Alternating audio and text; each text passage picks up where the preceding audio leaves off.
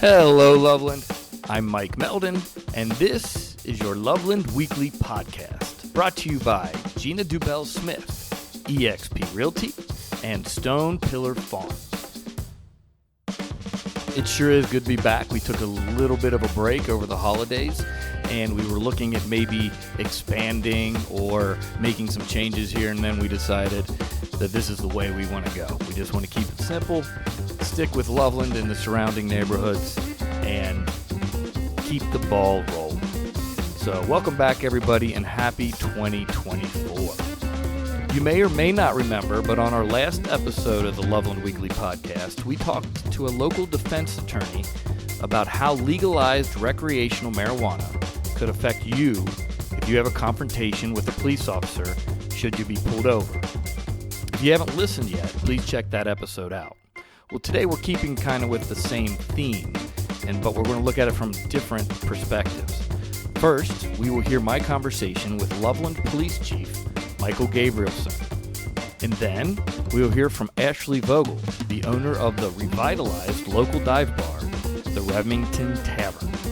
We find out more of what we've learned so far on this journey, that the waters are murky, and navigating things from many different aspects is pretty tough right now when it comes to recreational marijuana legalization. I hope you learned something. I'm sure you will, and I hope you enjoy. Today is Monday, January 8th, 2024. And even though I know he's probably not listening, happy birthday, Dad. So it's not uncommon for the General Assembly to modify laws, to change laws. Obviously, when new laws come in, they're new laws for us. So we're constantly getting, updates and having to train our officers on those updates. What I can tell you specific to the new law is that, we will enforce actions that are prohibited by the law based on specific facts. And that's generally, people often look to us for a kind of a blanket answer about, well, is this legal or is this, not? And we really can't give that without case specifics, because that's what it comes down to for us.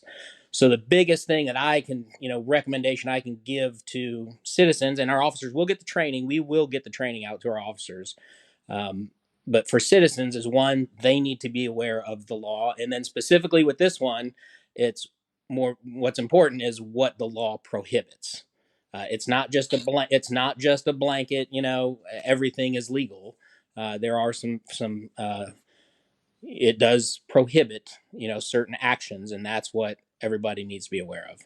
And when it comes down to impaired driving, how do you think, in somebody with marijuana use, how do you see this changing things for your officers out there on the road with that?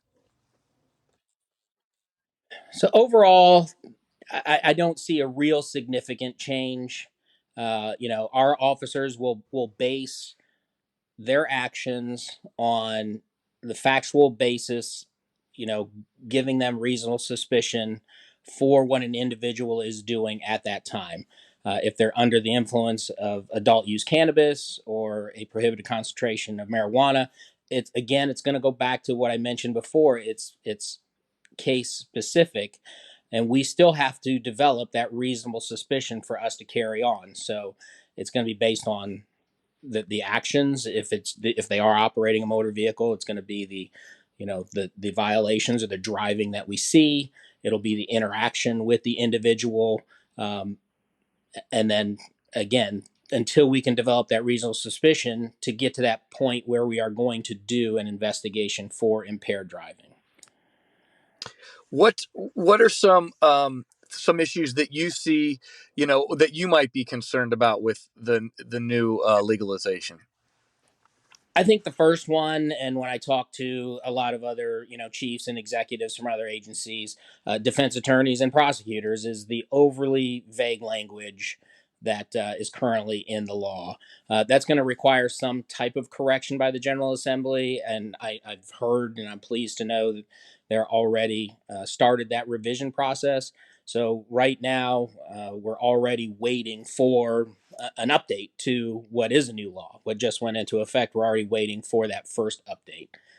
The second thing would be, as you mentioned, is impaired drivers. Um, I think that's going to have a bigger impact than what people believe. There have been several studies, and the internet, you can get on it and look up a number of studies by different agencies, different governmental agencies.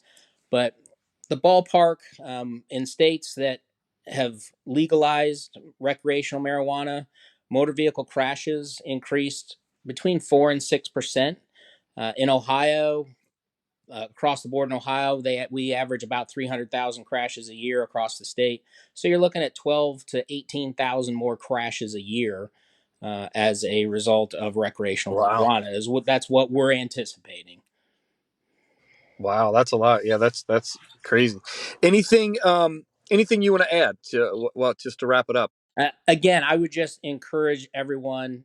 We can't. They can't look to law enforcement. We cannot give legal advice. And ignorance of the law is no excuse. So it is very important for anyone that is going to choose to use recreational cannabis that they read the law, that they understand what they can and cannot do. Hey Loveland, it's Emily Barblow, your local publisher of Loveland Lifestyle magazine.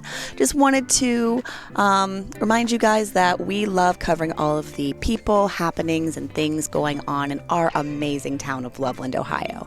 So make sure to grab your latest copy. We always drop a bunch off in downtown Loveland and surrounding areas, or follow us on Facebook and Instagram.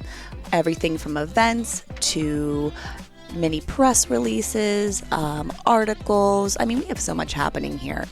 We love covering all of the things happening. So make sure, if you're not already following us on social media, you are. And stay tuned for more awesome info from Loveland Lifestyle.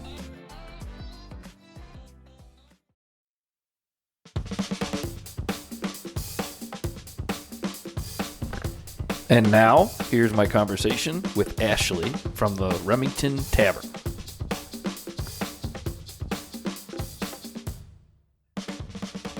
Yeah, so it's very, I mean, it's a fluid situation, and we have not been given much direction at all. So everything and that's unfortunate. I'm hoping that changes, but what we've done is kind of done our own homework just to figure out, what's okay with the liquor board. And I mean, come to find out, nothing has really changed. So even though, marijuana's legal now, it's the same story for us having a liquor license. There's no marijuana use, on the premise or at the bar on the property. That's interesting. So I did not realize that. So if you own a liquor license, then automatically marijuana is not allowed on the premises? Uh, yes. So in how I found that out, we had an attorney navigate our liquor license when we did the transfer. And I just kind of, being new to it, I just asked him, hey, obviously some things are just obvious, but I'm going to ask some dumb questions. And that was one of the questions I asked is, what are, from a, marijuana standpoint, it's so popular, or at least open these days. What's the story? And he pretty much, that's how I found that out is, hey, yeah, it's illegal because you have a liquor license. And the law hadn't passed then, but he said maybe that changes, but I find it highly doubtful. So we've just played it since day one with our employees as, hey, no marijuana. Keep an eye on it. We're not there all day, every day, and just don't allow people, including vape pens. I mean, it's tough, Mike. It's like you see people sitting at the bar with vape pens, and we pretty much tell everyone, hey, even if that's nicotine, we prefer you go outside because the guy next to you may not like it. If it's marijuana, you can't even go outside. Do it on your own time in your own place. And quite honestly, that doesn't mean I'm totally against it. I mean, I voted to legalize it, but I don't make those rules. So we just want to play by the rules and the laws and keep ourselves safe as well as everyone in the bar. Hey, yeah, you got a liquor license to abide to. That's your bread and butter. You can't mess with that. And we talked before we started recording. You've owned Remington Tavern for 2 years now. I think you've done, like I said to you before, you've done great things. It's more welcoming. I recommend everybody listening to, if you haven't been there, to definitely go check it out. Can you tell us a little bit, just what changes have you made there. And if you guys, I know you guys do like a bingo night and stuff. What can you tell people about what you guys have done there? Yeah, I mean, in terms of aesthetics, I mean, we've done, there are a few more things we want to do. We don't want to kill the neighborhood bar vibe by any means, but we've changed all the seating, tables, chairs. We've put in an outdoor patio out back, TV out back, new ceilings in the front. So from that standpoint, just made it look a little better, but again, didn't necessarily kill the vibe, and it's still your it's still your neighborhood dive bar kind of feel. It's old school. It's nice. And then yeah, in terms of we try to have music occasionally. We're going to get better at that now that we have the outdoor patio. So we'll be promoting that on Instagram and Facebook and everywhere else. Thursday nights we have bottle cap bingo. That's pretty much a constant 7 to 9. Got a really good crowd coming in for that. It's almost a cult following. There are a lot of really good people that enjoy coming in, playing it, and doesn't take up their whole night. Gets them out of the house, and they're there from say 6:30 to 9:30 or something, and back home and back at it in the morning. If you have any events that you would like me to mention or show ideas for the podcast, please reach out at mike@weeklypods.com. We have something truly special here in Loveland. Thank you for listening, and have a great week.